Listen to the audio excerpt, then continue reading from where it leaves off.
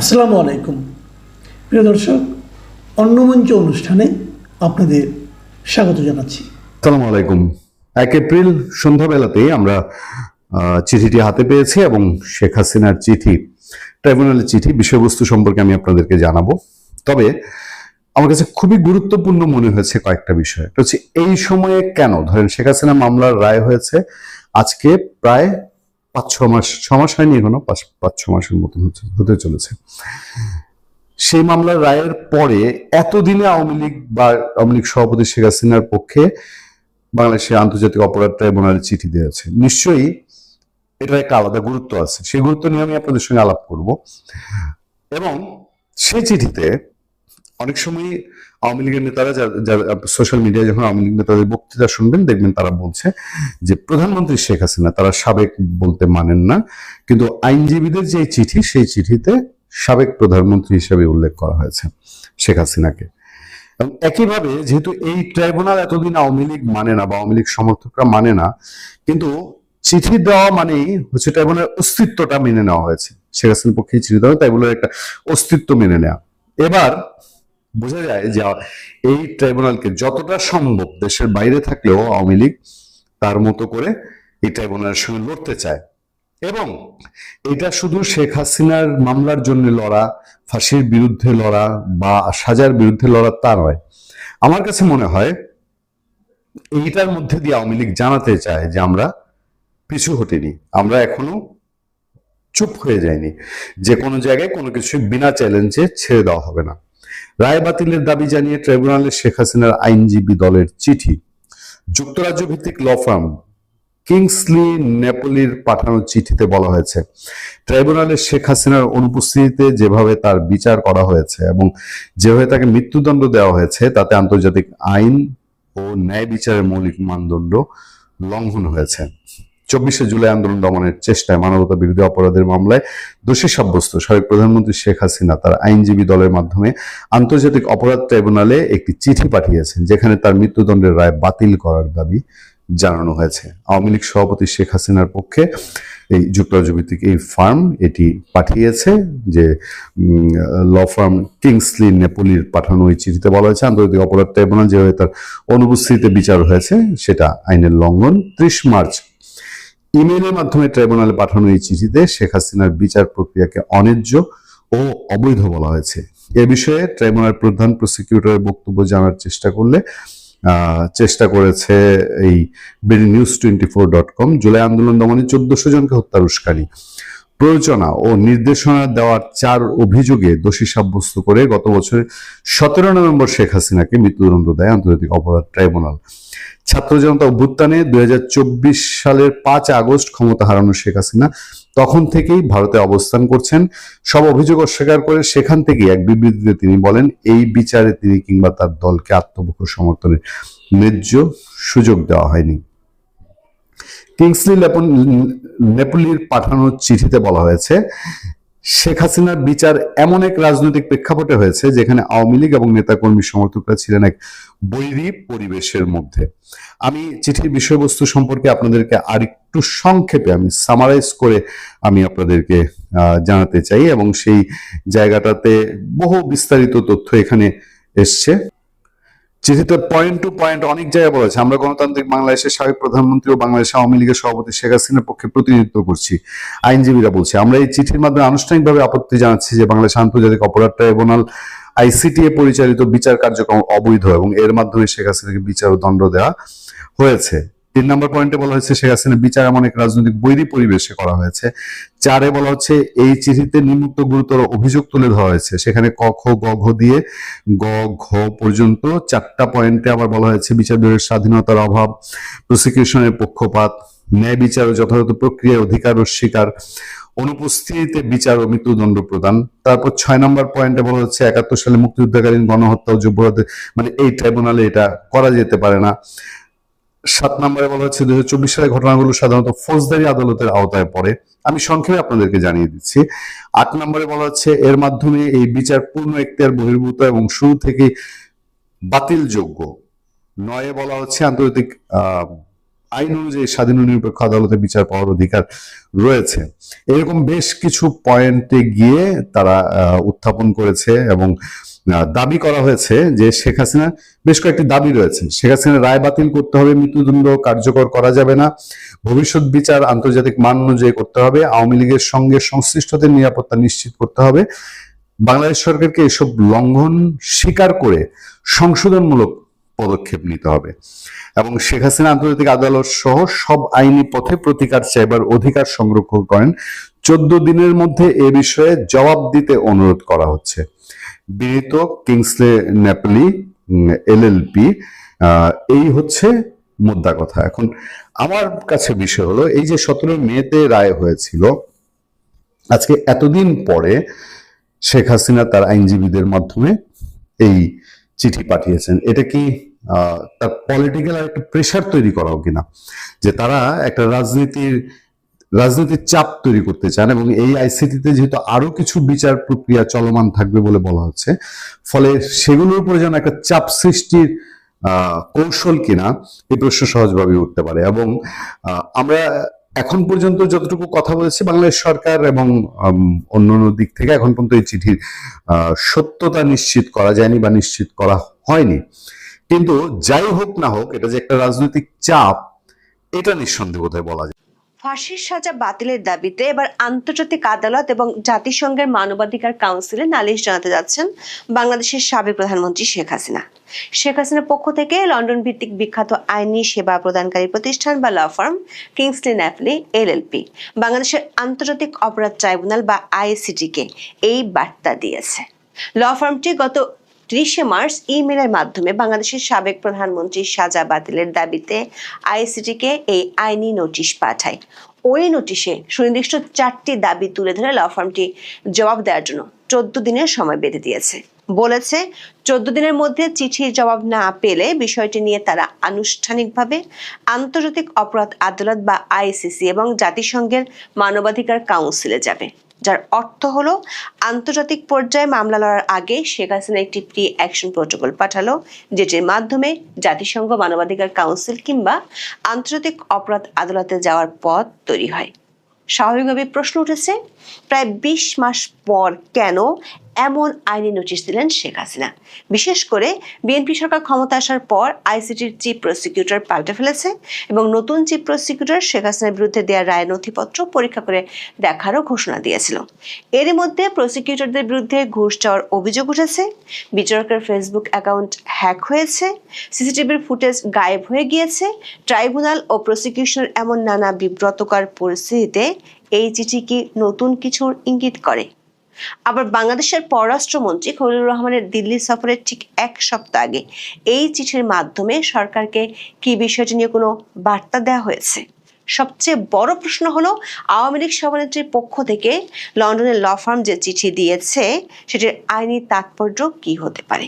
বিশেষ করে 14 দিন পর আন্তর্জাতিক অপরাধ আদালত বা আইসিসি এবং জাতিসংঘের মানবাধিকার কাউন্সিলে যাওয়ার যে হুমকি দেওয়া হয়েছে, সেটি কি পরিকল্পিত আন্তর্জাতিক আইনি লড়াইয়ের আগাম কোনো বার্তা? বাংলাদেশের সাবেক প্রধানমন্ত্রী শেখ হাসিনা দেশ ছেড়েছেন 20 মাস হতে চলল। এর মধ্যে বাংলাদেশে অন্তর্বর্তীকালীন সরকারের শাসনামল শেষ হয়েছে এবং গত 12 ফেব্রুয়ারি অনুষ্ঠিত সাধারণ নির্বাচনের মাধ্যমে তারেক রহমানের নেতৃত্বে বিএনপি 2/3 সংখ্যাগরিষ্ঠতা নিয়ে সরকার গঠন করেছে। মানবতাবিরোধী অপরাধে যুক্ত থাকার অভিযোগে গত বছর 17 নভেম্বর আন্তর্জাতিক অপরাধ ট্রাইব্যুনাল শেখ হাসিনাকে একটি মামলায় মৃত্যুদণ্ড দেন। এছাড়া অন্য কয়েকটি মামলায় তার বিভিন্ন মেয়াদে কারাবাসের সাজা ঘোষণা করা হয়। গত 20 মাসে ট্রাইব্যুনাল এবং বিচারের বিরোধিতা করে শেখ হাসিনা অনলাইনে বক্তব্য দিলেও তার পক্ষ থেকে কোনো সরাসরি আইনি পদক্ষেপ নেওয়া হয়নি। এই প্রথমবারের মতো বাংলাদেশের আন্তর্জাতিক অপরাধ ট্রাইব্যুনাল বা আইসিটিকে তার পক্ষ থেকে চিঠি দেওয়া হয়েছে। চিঠিটি দিয়েছে যুক্তরাজ্যের লন্ডন ভিত্তিক বিখ্যাত আইনি প্রতিষ্ঠান কিংসলে ন্যাপলি। 1937 সালে প্রতিষ্ঠিত লন্ডনের কিংসলে ন্যাপলি একটি অত্যন্ত মর্যাদাপূর্ণ এবং বহুমুখী ল ফার্ম। 30 মার্চ পাঠানো এই চিঠিতে অবিলম্বে ট্রাইব্যুনালের আদেশ বাতিলের দাবি জানানো হয়েছে। একই সঙ্গে ভবিষ্যতে আন্তর্জাতিক আইন মেনে নোটিশ দিয়ে এবং শেখ হাসিনার পছন্দের আইনজীবীর উপস্থিতি নিশ্চিত করে নতুন ট্রাইব্যুনাল গঠনেরও দাবি জানানো হয়। শেখ হাসিনার পক্ষে ট্রাইব্যুনালে পাঠানো 10 পাতার ওই চিঠির একটি কপি আমাদের হাতে এসেছে। চিঠিতে শেখ হাসিনার মামলার বিচার প্রক্রিয়ার বিভিন্ন ত্রুটি ও অসঙ্গতি চিহ্নিত করে সে বিষয়ে বিস্তারিত বক্তব্য তুলে ধরা হয়েছে। তবে এই চিঠি পাঠানোর মধ্য দিয়ে ট্রাইব্যুনালের বিচার প্রক্রিয়ার বৈধতা স্বীকার করা হচ্ছে না উল্লেখ করে কিংসলি ন্যাপলির পক্ষ থেকে বলা হয়েছে, শেখ হাসিনা ট্রাইব্যুনালের এখতিয়ার চ্যালেঞ্জ করার অধিকার রাখেন। কিংসলি ন্যাপলির চিঠিতে স্পষ্ট করা হয়েছে, শেখ হাসিনা এই বিচার প্রক্রিয়াকে কখনোই বৈধতা দেননি এবং একে একটি রাজনৈতিক উদ্দেশ্য প্রণীত প্রহসনের বিচার হিসেবে গণ্য করছেন। প্রশ্ন হলো, 20 মাস পর কেন এ ধরনের আইনি নোটিশ পাঠালেন শেখ হাসিনা? আওয়ামী লীগের একাধিক সূত্র ও আইন বিশেষজ্ঞদের মতে কিংসলি ন্যাপলি তাদের চিঠির শেষে 14 দিনের মধ্যে জবাব দেওয়ার জন্য আলটিমেটাম দিয়েছে, যার অর্থ হলো আগামী 13 এপ্রিলের মধ্যে জবাব দিতে হবে। আইনি পরিভাষায় একে লেটার বিফোর অ্যাকশন বা মামলার পরবর্তী পদক্ষেপ বলা হয়। যদি 14 দিনের মধ্যে ট্রাইব্যুনাল বা বাংলাদেশ সরকার এই চিঠির কোনো সন্তোষজনক জবাব না দেয়, তবে কিংসলি ন্যাপলি দাবি করবে তারা ঘরোয়া প্রতিকার বা ডোমেস্টিক রেমিডিস পাওয়ার সব চেষ্টা করে ব্যর্থ হয়েছে। কিংসলি ন্যাপলি চিঠিতে স্পষ্টভাবে উল্লেখ করেছে, জবাব না পেলে তারা বিষয়টিকে আন্তর্জাতিক অপরাধ আদালত বা আইসিসি এবং জাতিসংঘ মানবাধিকার কাউন্সিলে নিয়ে যাবে। আন্তর্জাতিক মানবাধিকার আইন এবং আন্তর্জাতিক অপরাধ আদালতের নিয়ম অনুযায়ী কোনো আন্তর্জাতিক সংস্থায় অভিযোগ করার প্রধান শর্ত হলো দেশের ভিতরের সব আইনি পথ বা প্রতিকার বন্ধ হওয়া। কিংসলি ন্যাপলি এই চিঠির মাধ্যমে প্রমাণ করতে চাইছে বাংলাদেশে তারা আর কোনো ন্যায় বিচার আশা করতে পারে না, তাই আন্তর্জাতিক হস্তক্ষেপ প্রয়োজন। বিশ্লেষকরা মনে করেন বাংলাদেশের আন্তর্জাতিক অপরাধ ট্রাইব্যুনালকে চিঠি দিয়ে কিংসলি ন্যাপলি সেই গ্রাউন্ড তৈরি করে রাখলো। আন্তর্জাতিক অপরাধ আদালত বিশেষজ্ঞরা বলছেন, আইসিসিতে কোনো ব্যক্তি সরাসরি মামলা করতে পারেন না, কারণ এটি কোনো দেওয়ানি আদালত নয়। তবে রোম স্ট্যাটিউটের 15 অনুচ্ছেদ অনুযায়ী যে কোনো ব্যক্তি, গোষ্ঠী বা বেসরকারি সংস্থা আইসিসি প্রসিকিউটরকে কোনো অপরাধ সম্পর্কে তথ্য দিতে পারে। কিংসলি ন্যাপলি আইসিসির প্রসিকিউটর বরাবর একটি বিস্তারিত প্রতিবেদন জমা দেবে, যাকে বলা হয় কমিউনিকেশন। এতে দাবি করা হবে বাংলাদেশের শেখ হাসিনার বিরুদ্ধে যে বিচার হয়েছে সেটি আসলে প্রহসনের বিচার এবং এটি নিজেই একটি মানবাধিকার বিরোধী অপরাধ। কিংসলি ন্যাপলি আইসিসির কাছে দাবি করবে বাংলাদেশ সরকার শেখ হাসিনাকে ন্যায্য বিচার দিতে অক্ষম বা অনিচ্ছুক। যদি আইসিসি প্রসিকিউটর মনে করেন এই তথ্যগুলোর ভিত্তি আছে, তবে তিনি একটি প্রিলিমিনারি এক্সামিনেশন বা প্রাথমিক তদন্ত শুরু করবেন। যদিও আইসিসি কোনো সার্বভৌম রাষ্ট্রের অভ্যন্তরীণ আদালতের রায় সরাসরি বাতিল করতে পারে না, তবে তারা যদি এই বিচার প্রক্রিয়া নিয়ে প্রশ্ন তোলে, তবে তা আন্তর্জাতিকভাবে বাংলাদেশের বর্তমান সরকারের ভাবমূর্তিকে মারাত্মকভাবে ক্ষতিগ্রস্ত করবে। দর্শক, কিংসলি ন্যাপলি তাদের চিঠিতে বাংলাদেশের আন্তর্জাতিক অপরাধ ট্রাইব্যুনাল ও তার বিচারিক প্রক্রিয়া নিয়ে 6টি সুনির্দিষ্ট অভিযোগ এনেছে। চিঠিতে উল্লেখ করা হয়েছে, শেখ হাসিনার বিচার এমন এক বৈরী পরিবেশে অনুষ্ঠিত হয়েছে যেখানে আওয়ামী লীগ ও সমর্থকদের বিরুদ্ধে অন্তর্বর্তীকালীন সরকারের ধারাবাহিক নিবর্তন ও নির্যাতনমূলক পদক্ষেপ চলমান ছিল। 2025 সালের মে মাসে সন্ত্রাস বিরোধী আইনের অধীনে আওয়ামী লীগের কার্যক্রম নিষিদ্ধ করা হয়। পাশাপাশি রাজনৈতিক সহিংসতা, অপরাধীদের দায়মুক্তি এবং আওয়ামী লীগপন্থী আইনজীবীদের গ্রেপ্তারের মতো ঘটনা ঘটেছে।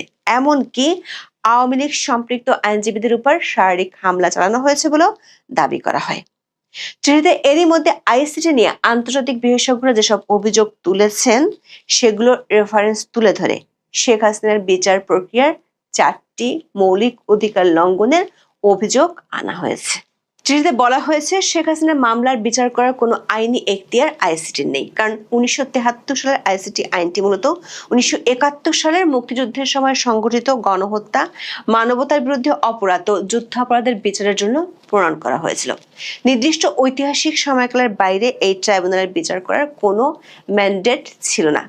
কিন্তু 2024 সালের আগস্ট মাসে অন্তর্বর্তী প্রশাসন জুলাই মাসে বিক্ষোভের সঙ্গে সম্পর্কিত অপরাধের বিচারের জন্য এই আইন সংশোধন করে, যা ট্রাইব্যুনালের সাংবিধানিক উদ্দেশ্যের বাইরে একটি বেআইনি সম্প্রসারণ। জুলাইয়ের সময়কার ঘটনাবলী বাংলাদেশের সাধারণ ফৌজদারি আদালতের এখতিয়ারভুক্ত বিষয়। বর্তমান ট্রাইব্যুনাল আন্তর্জাতিক আইন বিশেষ করে ICCPR এর 14-1 অনুচ্ছেদ অনুযায়ী স্বাধীন ও নিরপেক্ষ বিচার নিশ্চিত করতে ব্যর্থ হয়েছে বলে শেখ হাসিনার পক্ষ থেকে দেওয়া চিঠিতে মন্তব্য করা হয়েছে। চিঠিতে বলা হয়, আইসিটির বিচারিক বেঞ্চ এবং প্রসিকিউটর টিম বিরোধী দলীয় রাজনৈতিক সংশ্লিষ্টতা থাকা ব্যক্তিদের দ্বারা পুনর্গঠন করা হয়েছে। আগের বিচারকরা আনুষ্ঠানিকভাবে অবসরে যাওয়া কিংবা অপসারিত হওয়া সত্ত্বেও তাদের কোনো ব্যাখ্যা ছাড়াই সরিয়ে দেওয়া হয়। পরে অন্তর্বর্তী সরকার হাইকোর্টের 23 জন অতিরিক্ত বিচারক নিয়োগ দেয় এবং কয়েকদিনের মধ্যে সেখান থেকে 3 জনকে নিয়ে আইসিটির নতুন বেঞ্চ গঠন করা হয়। এছাড়াও ট্রাইব্যুনালের চেয়ারম্যান বিচারপতি গোলাম মর্তুজা মজুমদার এবং বিচারপতি মহিদুল হক এনাম চৌধুরীর সঙ্গে বাংলাদেশ জামাতে ইসলামের সংশ্লিষ্টতার অভিযোগ রয়েছে বলে চিঠিতে উল্লেখ করা হয়।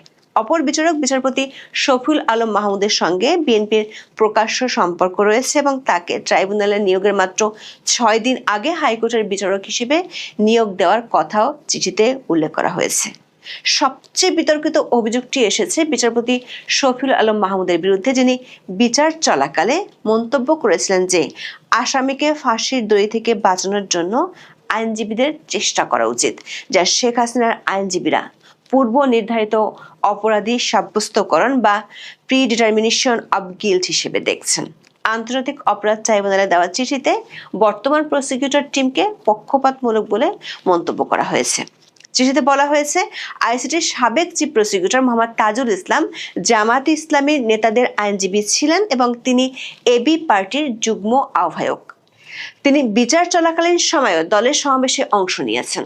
2025 সালের মার্চ মাসে তাজুল ইসলাম একটি সমাবেশে আওয়ামী লীগকে নিষিদ্ধ করার দাবিও জানিয়েছিলেন। এছাড়া প্রসিকিউশন টিমের অন্যান্য সদস্যদের বিরুদ্ধে ঘুষ গ্রহণ ও দুর্নীতির বিশ্বাসযোগ্য অভিযোগ উঠেছে, যা ট্রাইব্যুনালের বৈধতাকে পুরোপুরি ধ্বংস করে দিয়েছে। চিঠিতে যথাযথ আইনি প্রক্রিয়া অনুসরণ না করে শেখ হাসিনার বিচার কাজ এগিয়ে নেওয়া হয়েছে দাবি করে বলা হয়, ইন্টারন্যাশনাল বার অ্যাসোসিয়েশনের হিউম্যান রাইটস ইনস্টিটিউট জানিয়েছে চার্জ গঠন সম্পর্কে কোনো আনুষ্ঠানিক নোটিশ দেওয়া হয়নি। এছাড়া শেখ হাসিনাকে তার নিজের পছন্দের আইনজীবী নিয়োগের অধিকার থেকে বঞ্চিত করা হয়েছে। রাষ্ট্রনিযুক্ত আইনজীবীর সঙ্গেও শেখ হাসিনার যোগাযোগ বা নির্দেশনার কোনো সুযোগ ছিল না। শেখ হাসিনার চিঠিতে বলা হয়েছে, অন্তর্বর্তীকালীন সরকার ভারতের কাছে শেখ হাসিনাকে হস্তান্তরের জন্য অনুরোধ করেছে, যা প্রমাণ করে যে তার অনুপস্থিতি স্বেচ্ছায় ছিল না এবং অনুপস্থিতিতে বিচার কোনোভাবেই যৌক্তিক নয়। আন্তর্জাতিক মানদণ্ড এবং ICCPR এর 14 অনুচ্ছেদের ন্যূনতম গ্যারান্টি ছাড়া এই ধরনের ত্রুটিপূর্ণ প্রক্রিয়ায় মৃত্যুদণ্ড আরোপ করা মূলত সামারি এক্সিকিউশন বা সংক্ষিপ্ত মৃত্যুদণ্ড কার্যকরের শামিল। চিঠির শেষ অংশে শেখ হাসিনার পক্ষে কিংসলি ন্যাপলি ল ফার্ম কয়েকটি দাবি উল্লেখ করেছে। সেগুলো হলো, শেখ হাসিনার বিরুদ্ধে দেওয়ার রায় এবং সাজা আইনিভাবে বাতিল ঘোষণা করতে হবে। মৃত্যুদণ্ড কার্যকর করার জন্য কোনো পদক্ষেপ নেওয়া যাবে না। ভবিষ্যতে যে কোনো বিচারিক প্রক্রিয়া আন্তর্জাতিক মানদণ্ড মেনে যথাযথ নোটিশ দিয়ে এবং নিজস্ব পছন্দের আইনজীবীর উপস্থিতিতে স্বাধীন ট্রাইব্যুনালে করতে হবে। আওয়ামী লীগের সঙ্গে যুক্ত আইনজীবী ও অন্যান্য নিরাপত্তা নিশ্চিত করতে বাংলাদেশ সরকারকে জরুরি পদক্ষেপ নিতে হবে। আইসিটি এবং বাংলাদেশ সরকারকে উপরোক্ত ত্রুটিগুলো স্বীকার করে তার সংশোধনের ব্যবস্থা নিতে হবে। এসব বিষয়ে বাংলাদেশ সরকার ও ট্রাইব্যুনাল কি পদক্ষেপ নিতে যাচ্ছে তা 14 দিনের মধ্যে নিশ্চিত করার অনুরোধ জানানো হয় চিঠিতে।